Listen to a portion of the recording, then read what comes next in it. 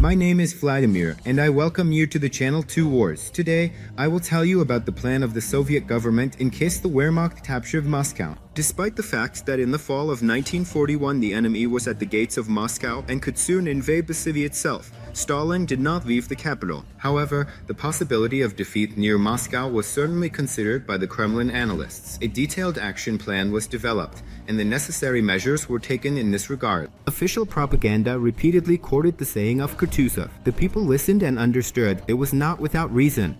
Friends, an important announcement. Right now, due to the platform's policies, my channel is not receiving any income from monetization, so I am creating all the videos solely out of my enthusiasm. I ask for your help. All you need to do is repost the video and subscribe to my channel. This will help me a lot. Thank you.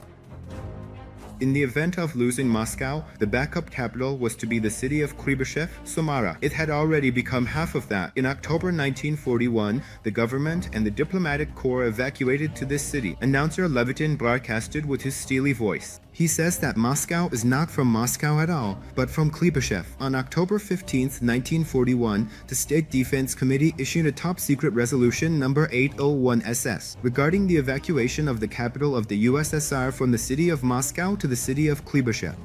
But if it was 3 times classified, it was impossible to conceal the evacuation of government institutions, state and party organizations. Middle and lower level leaders fled the city with their families, taking personal and state property with them. Factories were prepared for mining, and workers were given calculations and their monthly salary. The metro was not operational for the only time in its history. It was prepared for demolition and flooding.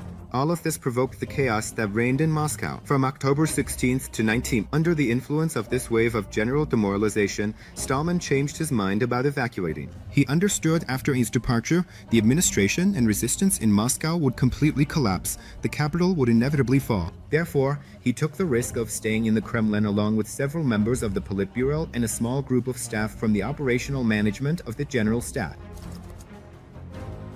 In Zhukov's memoirs and the recollections of those close to the leader, such an episode is described. When the government left, everyone was waiting for Stalin's departure, but no one dared to ask him about it. Finally, a cautious formulation was found. Comrade Stalin, can we already send the Guard regiment to Kuibyshev?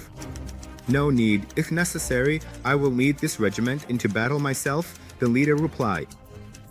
A popular tale about how Stalin arrived at the Rokosko-Sananovsky dead end, where a special train was waiting. He walked thoughtfully along the platform, deciding whether to leave for Kuibyshev or stay in Moscow. In reality, this did not happen. According to the testimonies of security personnel, a special train was indeed prepared. Moreover, at the Frunze airfield, a Douglas aircraft was also on standby, with escorting fighters. However, the leader never arrived at either the railway dead end or the airfield.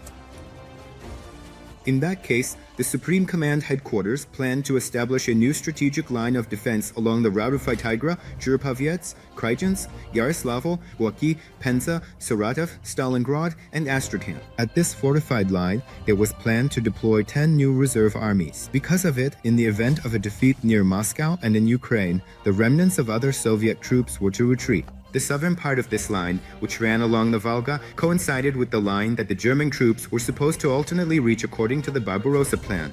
Only Hitler and his strategists planned to push the remnants of the Soviet troops, which had lost their command and combat capability, beyond the Volga. Stalin viewed this retreat merely as a forced option under which resistance would still continue. What do you think? Could the Soviet Union have won the war if Moscow had been lost? Share your opinion in the comments, like this video, and subscribe to my channel. All of this will greatly help its promotion, even under the current conditions.